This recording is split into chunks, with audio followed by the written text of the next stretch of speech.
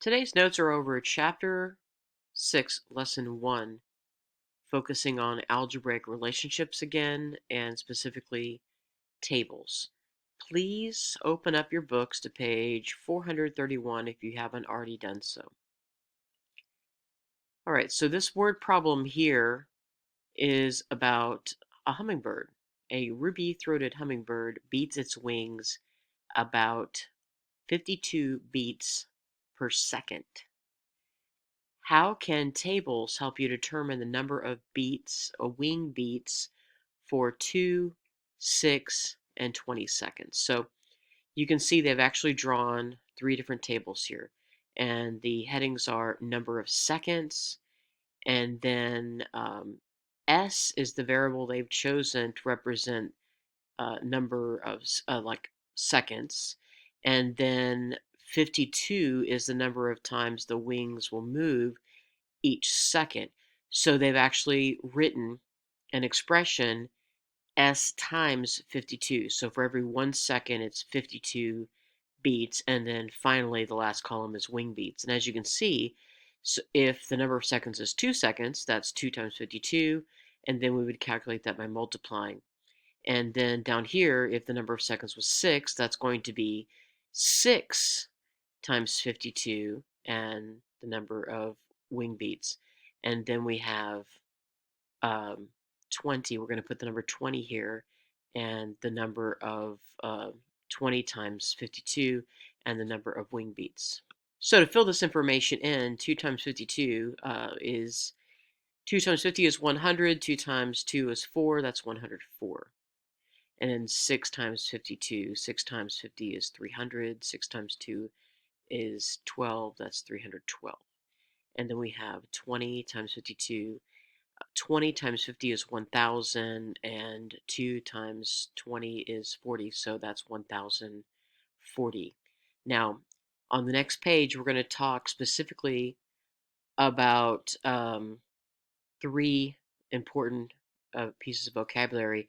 One we already know pretty well. Variable is for an unknown quantity that can change. And as you can see, the variable seconds could be 2 seconds or 6 seconds or 20 seconds.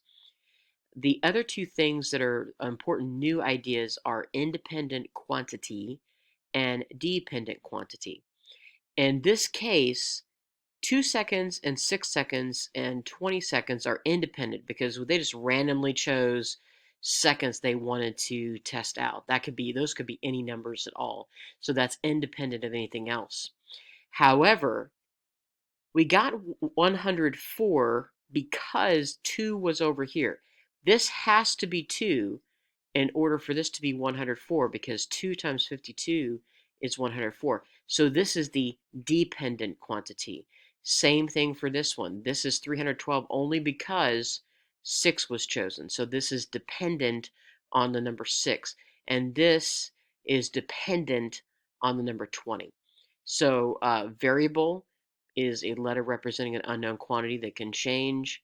And then independent quantity is just um, as it sounds like independent, you just choose whichever quantity you want to input into the table, but the output is dependent on the input. The first skill we're going to focus on is identifying the dependent quantity. A variable is a symbol, usually a letter, used to represent an unknown number. On the previous page, the number of wing beats, the output, depends on the number of seconds, the input. The rule using a variable can be written to describe the relationship between each input and output. You can organize the input-output values and the rule in a table. In an algebraic relationship, the input value is also known as the independent quantity. So input is independent. Since it can be any number you choose, the value of the output depends on the input value, so the output value is known as the dependent quantity. Okay, so we're going to look at 2 examples here. The output is 7 more than the input. Complete the table for this relationship to identify the dependent quantities. Use x for the input. The rule is x plus 7, so add 7 each input. So they've already completed all this for us. The original blank table is input, and they've chosen 3 independent numbers to test the rule. So we have x plus 7, and that's going to be result in the output. Okay, so 10 plus 7 is 17. 17 depends on the fact that we had put 10 as the input. So the next independent value is 12. 12 plus 7, 19. 14 plus 7, 21.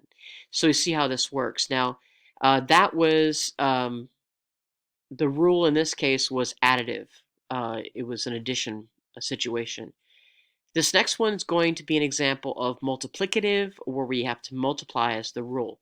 So the output is 5 times the input. Complete the table for this relationship to identify the dependent quantities. So we have input as x, and that is the general rule. Input, the independent quantity is always the x value. X value 8, 10, and 12. So 5 times whatever x might be is going to be how we find out what the output is. And typically the output, we're going to find out in just a moment, is the y value. Input 8, 5 times 8, 40. Input 10, 5 times 10, 50. Input 12, 5 times 12, 60. You need to write down these pink values for your notes. Go ahead and make sure you take care of that. Pause the video if needed. Identify the independent quantity. The input and output of a table can be represented as a set of ordered pairs, or relation. The input represents the x values, or independent quantities, and the output represents the y values, or dependent quantities. It's important that we remember that x is independent and y is dependent, because ultimately we are going to be graphing these values on a coordinate plane. Okay, so let's look at the next example. Identify the independent quantities for the table. Okay, it says use the work backward strategy to determine the input. If the x output is found by multiplying 3, then the input is found by dividing, using the inverse, dividing by 3. The independent quantities are 6 divided by 3, or 2, and 15 divided by 3, or 5, or 21 divided by 3, or 7. So if they only give us the output, and then we know the rule is times 3, they're saying, okay, 6 divided by 3, 2. Okay, so 15 divided by 3, 5. Okay, so in another example here, we have minus 2 is the rule. So if the output is made by subtracting 2, we're going to do the inverse, which we're going to add 2. So 9 plus 2, 11. 11 plus 2, 13. 13 plus 2, 15. So please make sure you're writing down these pink values for your notes. And if it is, again, situation is multiplication, we're going to be doing the inverse, dividing, to find the input. So 16, it says 8 times x. So 16 divided by 8 is 2. 24 divided by 8 is 3. 32 divided by 8 is 4. Okay. And in this final example, you're going to see actually where it actually is going to get plotted on a coordinate plane like I mentioned earlier. The Gomez family is traveling at a rate of 70 miles per hour. The rule that represents this situation is 70 times x, where x is going to represent hour. Make a table to find how many hours they would have driven at 140 miles, 280 miles, 350 miles, and then graph the ordered pairs. Okay, so we have the rule is 70 times x, and then we have 140. So basically, just like we were talking about up here, we're going to do the inverse. So this is times 70. So 140 divided by 70 is 2. 280 divided by 70 is 4. And 350 divided by 70 is 5. So now we end with the input are x values, the output are y values.